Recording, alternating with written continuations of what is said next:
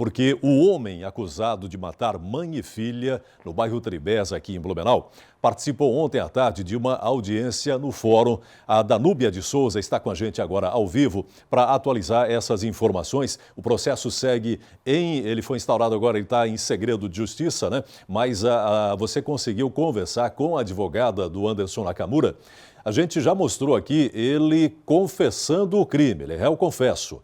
Mas agora a advogada vai alegar, dizendo que tem fragilidade nas provas. Explica melhor para a gente, Danúbia. Boa tarde. Isso mesmo, Joelson. Boa tarde a todos. Pois é, essa foi a primeira audiência de instrução e julgamento do caso desse assassinato de mãe e filha que aconteceu no bairro Tribés em abril do ano passado, aqui em Blumenau. Para a comunidade relembrar, a Inês do Amaral, de 57 anos, a Franciele Vil, de 30 anos de idade, foram encontradas mortas dentro de casa. A Inês, que foi asfixiada, a Franciele, que foi morta por golpes de um objeto perfurante. As duas foram encontradas, os corpos foram encontrados pelo Odair, que é o filho mais novo da Inês. Essa situação, então, gerou repercussão, muita comoção, não só aqui em Blumenau, em todo o estado, inclusive repercussão nacional, tamanha brutalidade desse caso. O que aconteceu? A Polícia Civil instaurou um inquérito. Em maio deste ano, o Anderson Tadashi Nakamura, de 27 anos de idade, foi preso suspeito de ter cometido esse crime.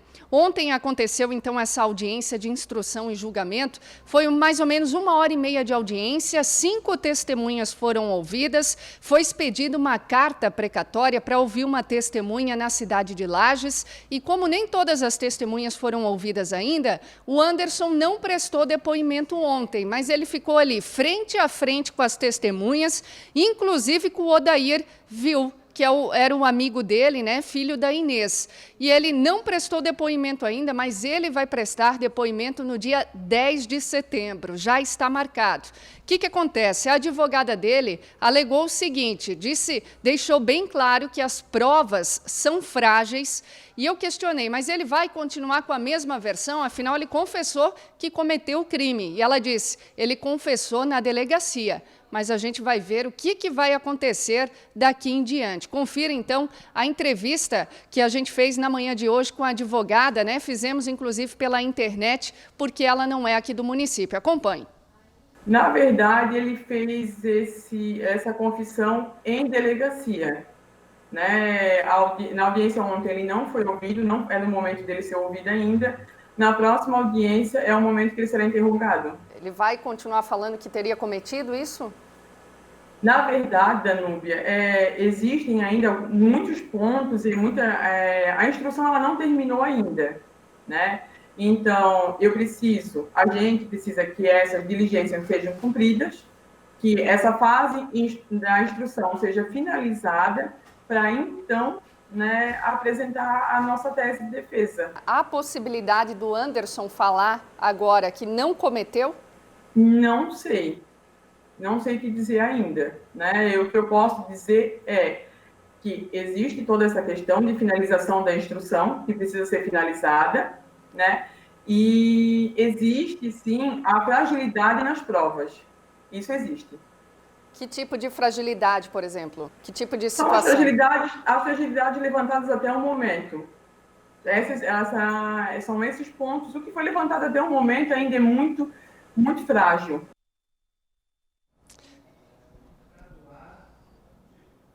Portanto, essa é a advogada do Anderson Nakamura. Ela deixou claro na conversa hoje pela manhã, Joelson, essa fragilidade nas provas, essa falta de consistência, segundo ela. E depois dessa audiência, do dia 10 de setembro, onde o Nakamura deve prestar depoimento, ela vai avaliar a possibilidade de pedir habeas corpus, ou seja, para que ele fique em liberdade até o dia do julgamento. Ela diz que vai avaliar essa possibilidade.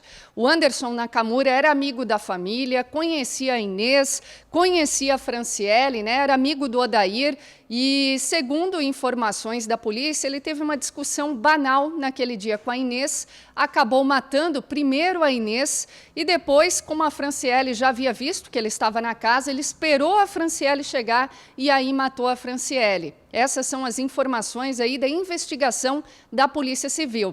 Bom, a advogada disse que não sabe se ele vai continuar com a mesma versão. Ela disse que na delegacia ele confessou, mas ele também confessou para a imprensa naquele dia. Acompanhe. Momento de raiva, acabei fazendo besteira, perdi a cabeça, mas estou aqui agora para pagar o que eu fiz. Estou arrependido.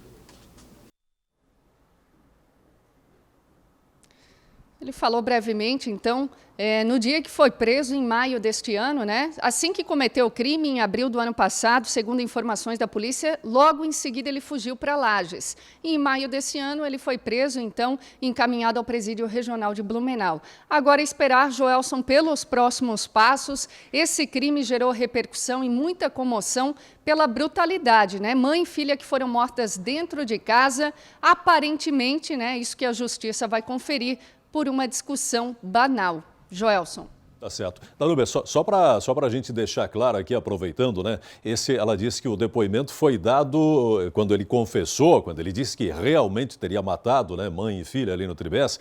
Esse depoimento, primeiro depoimento foi dado ao delegado lá em Lages, né? Agora, só para deixar claro, e lá nesse depoimento ela diz, não, ele confessou lá na delegacia, mas na delegacia ele estava acompanhado com um advogado, não estava?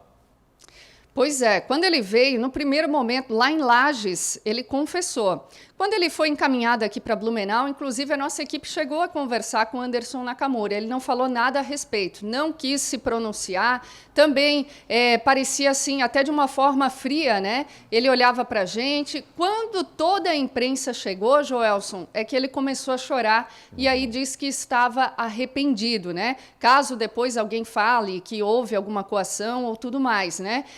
Nesse momento que ele estava ali na central de polícia, não estava acompanhado com o advogado. Tanto que na expectativa de que no início ele fosse recorrer à Defensoria Pública, né? Certo. Mas não, agora ele contratou esse escritório que é de Canoinhas. Então, naquele primeiro momento ali em que foi preso, ele não estava acompanhado do advogado. Agora é esperar, né? Vamos ver se ele vai continuar com a mesma versão, se ele realmente vai confessar que foi por uma coisa banal. Até naquele dia ele disse assim, a Inês falou da minha família, né? Falou do meu pai, falou da minha mãe.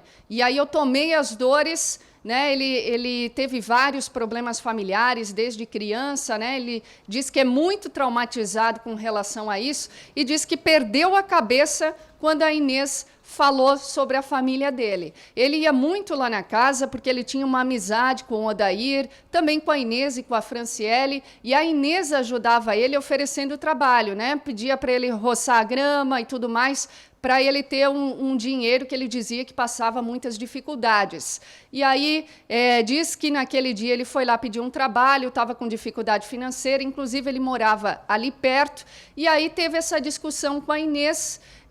Ele chegou até a falar que a Inês não queria mais que ele se aproximasse do Odair, né, que não achava ele uma boa companhia, acabou falando aí da família dele, e ele perdeu a cabeça e teria asfixiado a Inês. Isso teria acontecido no local de trabalho, no porão ali da casa, onde a Inês costurava. Aí ele teria agredido a Inês, ele fala isso mesmo no próprio depoimento para a polícia, né? Ele vai confirmando, ó, bati na Inês, depois levei ela para o quarto, não sabia se ela estava morta, continuei agredindo ela, e ele ficou ainda algumas horas ali na residência esperando a Franciele, porque antes de ir para o trabalho de manhã, a Franciele viu que o Nakamura, que é conhecido como Japa, né, no bairro Tribés, né, principalmente no bairro Tribés, ali onde ele morava, a Franciele viu que ele estava ali e aí ia desconfiar que ele teria matado a Inês. Então, ele ficou por horas ali esperando a Franciele para, então, matar a filha também.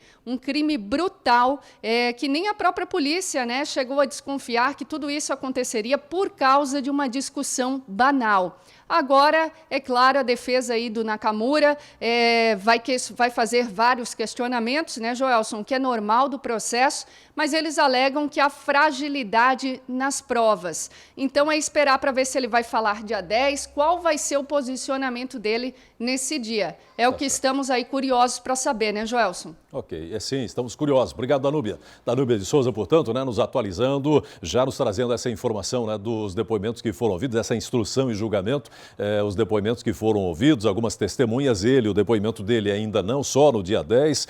Então, a gente vai continuar acompanhando. Obviamente que a defesa contratada por ele agora, os advogados de defesa, vão apresentar os argumentos de defesa, vão tentar fazer de tudo para inocentá-lo, né, para evitar que ele seja condenado neste caso. Mas, logicamente, que tem muito chão pela frente agora, porque o processo está começando agora.